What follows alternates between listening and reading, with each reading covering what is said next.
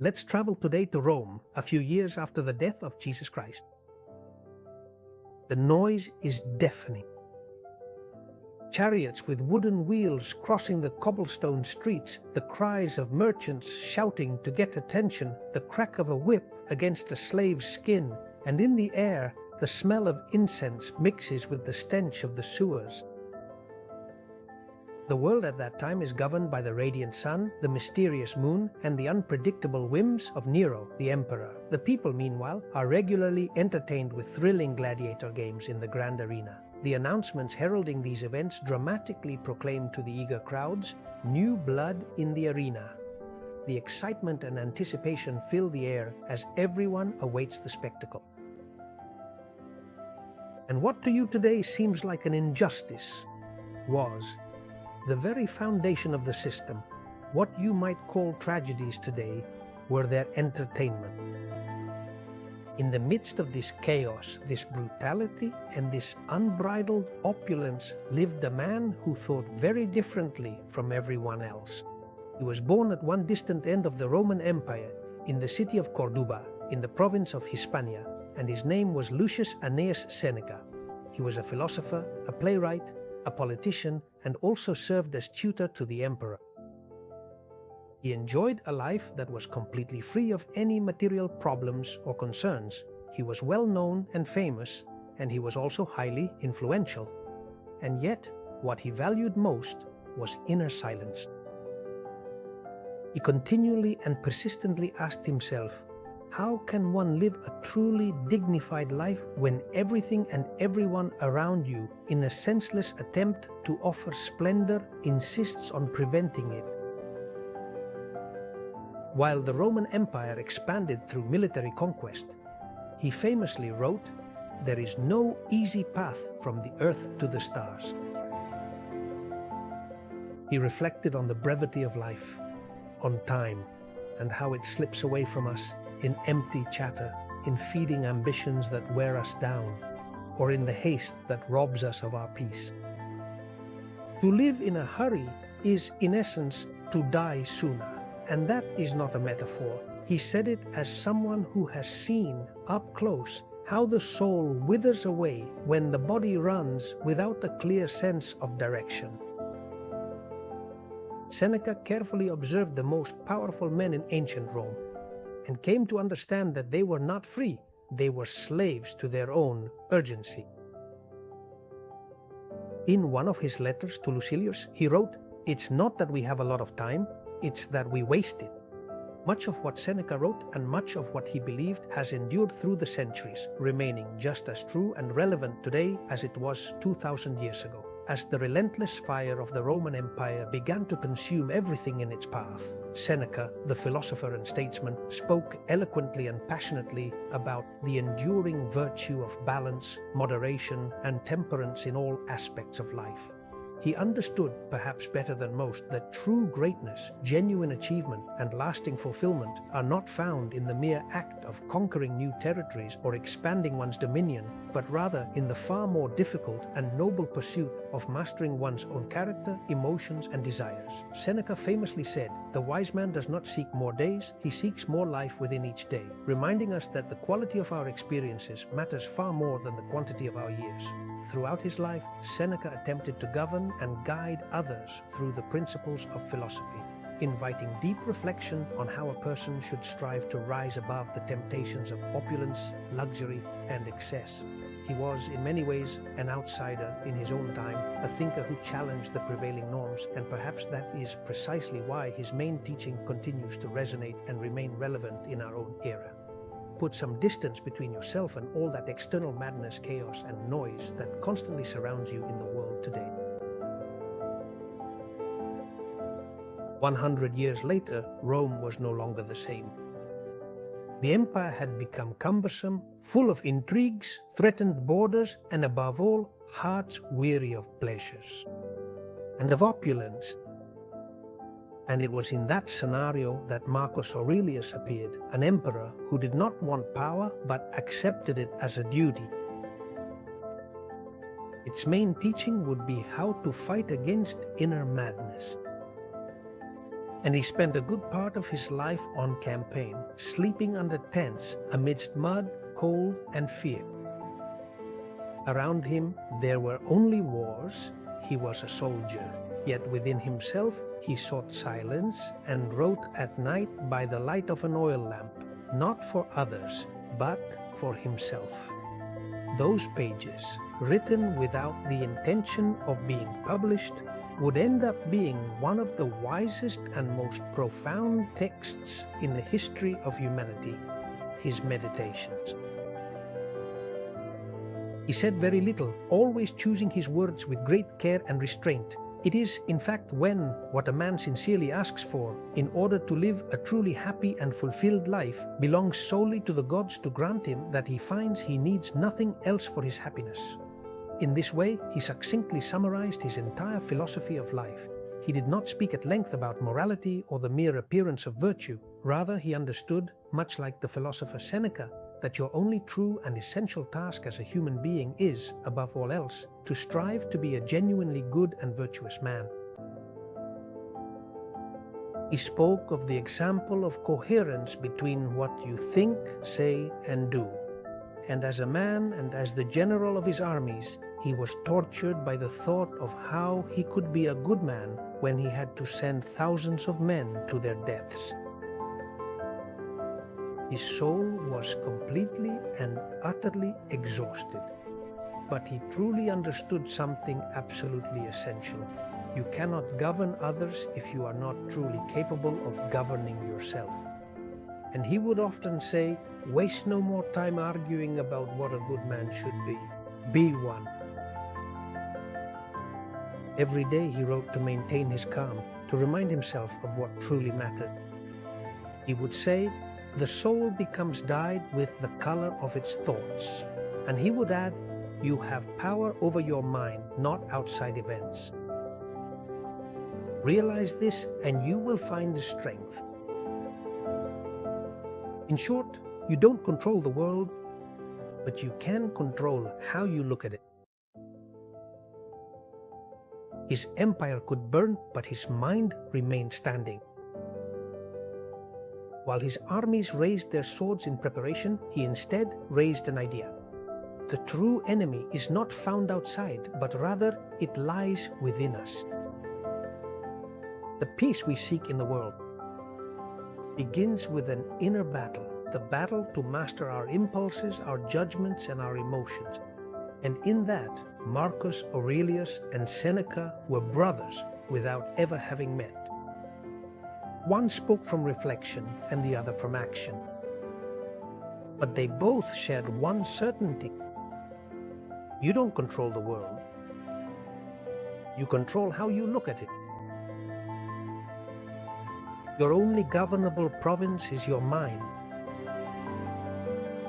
He who truly conquers himself achieves victory in all wars. However, if you do not learn to govern yourself, what does it matter if you conquer the world or if you are the most powerful or the most popular? What does it matter? We live in an age where everything seems urgent, everything. Every sound is an alert, every message demands a response, and every day begins like a race. And strangely, it's a race no one remembers deciding to run. We're taught to live accelerated lives, to compete, to compare ourselves, to fill time as if it were an enemy. But no one teaches us how to stop. They tell us success is about running, but running where?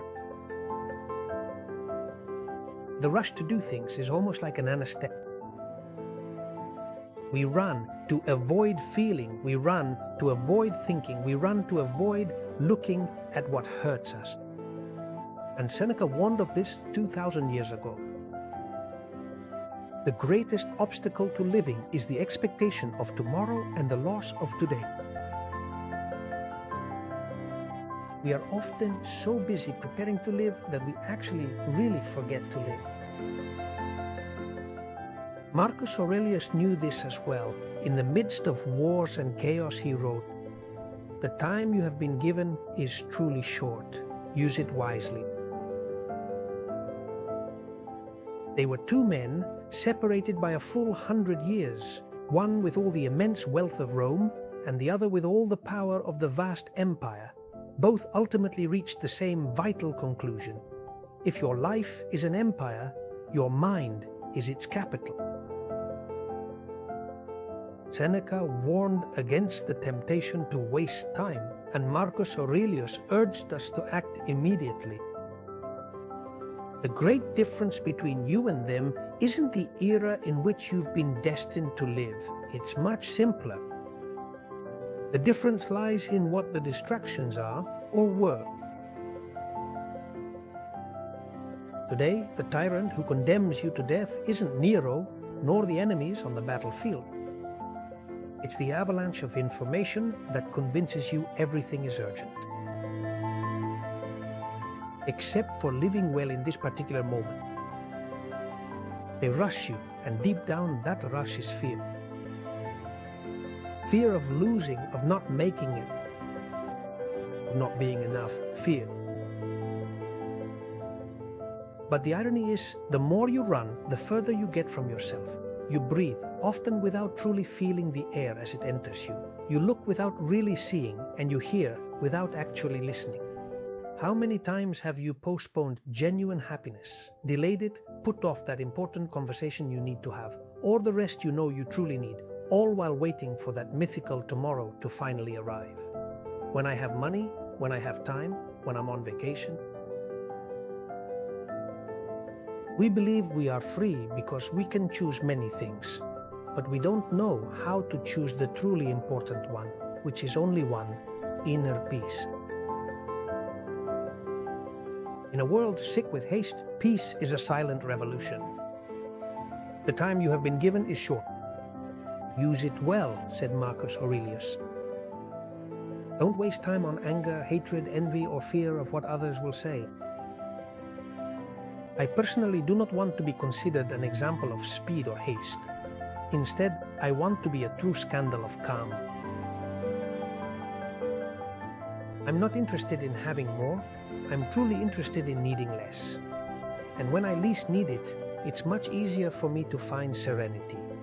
That sense of calm allows me to look around, be genuinely grateful for what I have, and accept what was. And while the world screams for things to go faster, I choose to whisper slower, to move at my own pace. Because I believe that when you go slowly, you see things that others don't see, and you hear things that others don't hear. And you discover that what's essential was always there waiting for you. Slowness is not weakness, it is mastery, control. And when you start practicing it, then, and only then, will you understand thank you. That living in a hurry is die first. That calm doesn't isolate you, it centers you, and that time doesn't escape you, it focuses you. When you learn to stop, the first thing you discover is that the world doesn't fall apart.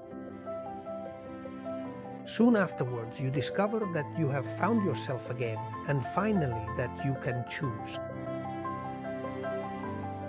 From the forums of imperial Rome, Seneca shouts to you to stop waiting for tomorrow and stop wasting today. From the cold, wind-battered tents, Marcus Aurelius, the Roman emperor and philosopher, tells you, use your time wisely. They both tell you one thing: learn to manage and control yourself.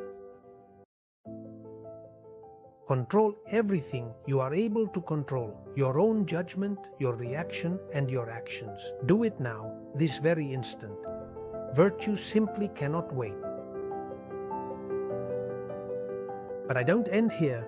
Let me give you another view, and from a slightly different perspective. While Rome burned with relentless ambition and its emperors fought fiercely for control of the world, in another distant corner of the planet, a philosophy was born that, however, did not intend to control anything at all.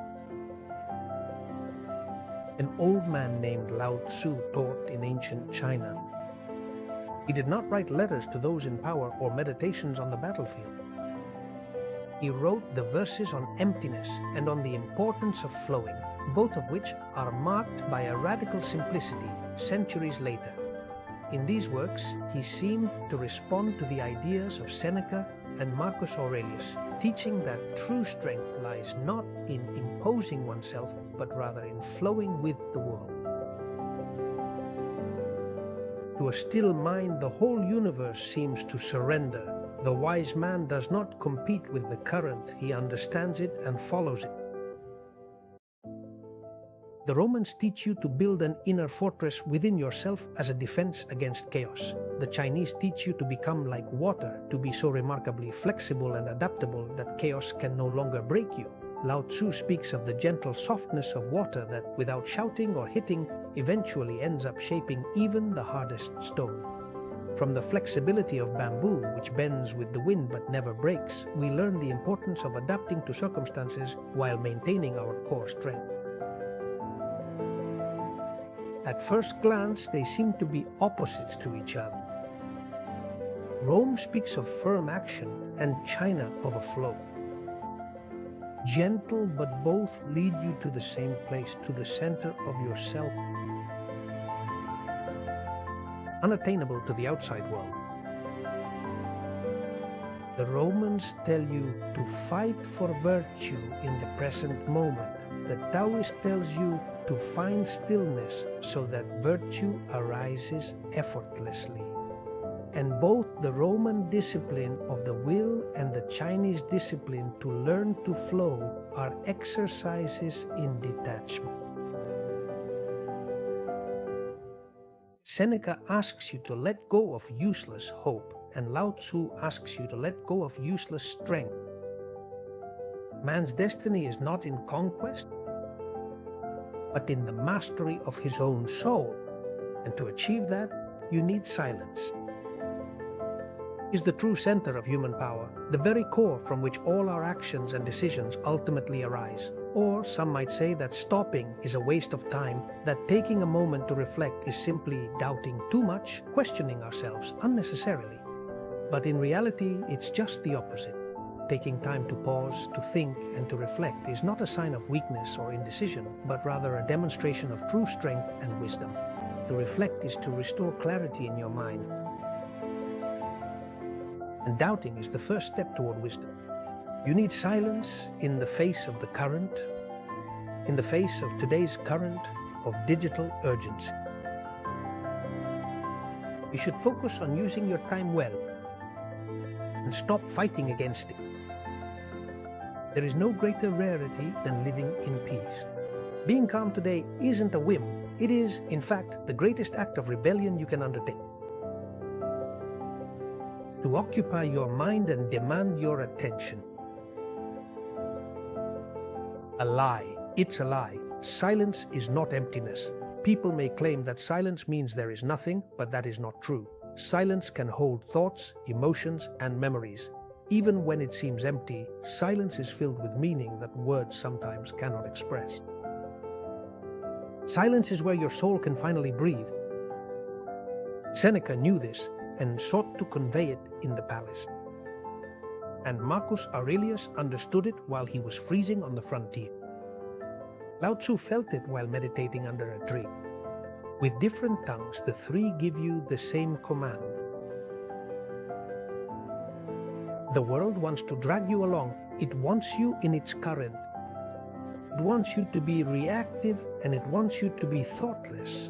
But sometimes the strongest thing you can do is not to let yourself be dragged along, but instead to stay still, to remain calm. Perhaps that is the lesson we are missing today in our world. But sometimes the strongest thing you can do is not to let yourself be dragged along, but instead to stay still, especially in those moments when it feels hardest. Perhaps that is the lesson we are missing today. Perhaps that is the lesson we are missing today. Seek silence. Learn to think. Before answering, walk slowly so that you can finally see the path ahead of you. Breathe deeply before deciding, and remember, it's not about isolating yourself. but about reappearing in a more conscious and aware way. This is something that will undoubtedly make you different in a world that runs forward without knowing where to go. To be different is to begin to be free. What a blessed rarity it is to seek silence. The great lesson of this ancient journey is not in Rome or China, it is in you, in the most private corner of your mind and where no one can see you. And it's in the quality of that instant, how you breathe, what you choose to think, how you treat others when the world is demanding you run, that everything is truly revealed.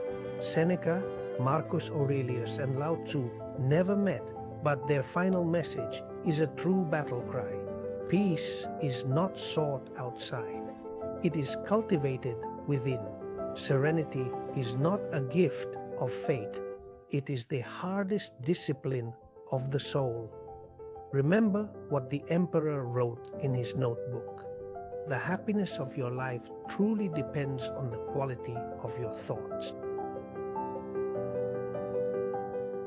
And Seneca cried out, "He is not free who is enslaved by his desires." Today I'm adding one last piece to you. He is not wise who runs without listening to his own silence. Slowing down is not simply giving up, it's sometimes truly about taking back control over your life. When you choose calm, you don't distance yourself from the world, you move closer to your truth. To that of nature, to that of people. And Anna, the noise seeks to impose itself and empty you, while the silence offers itself to fill you.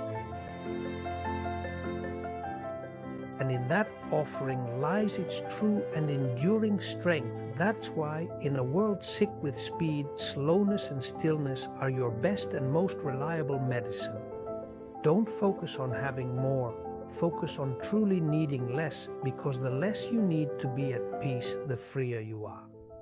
The message of this journey is not old, it's urgent and important. Today, I invite you to begin your own silent revolution, the one of your total transformation. Breathe, give thanks, let go, live without haste, and enjoy what you experience fully and deeply in each and every moment. Live, giving your soul the place you know belongs to it. Close your eyes, even if only for a few seconds, and listen. In silence. If you allow it in, it will gently tell you something that the wise already knew centuries ago. The entire universe surrenders to a calm and peaceful mind. Forward, always forward.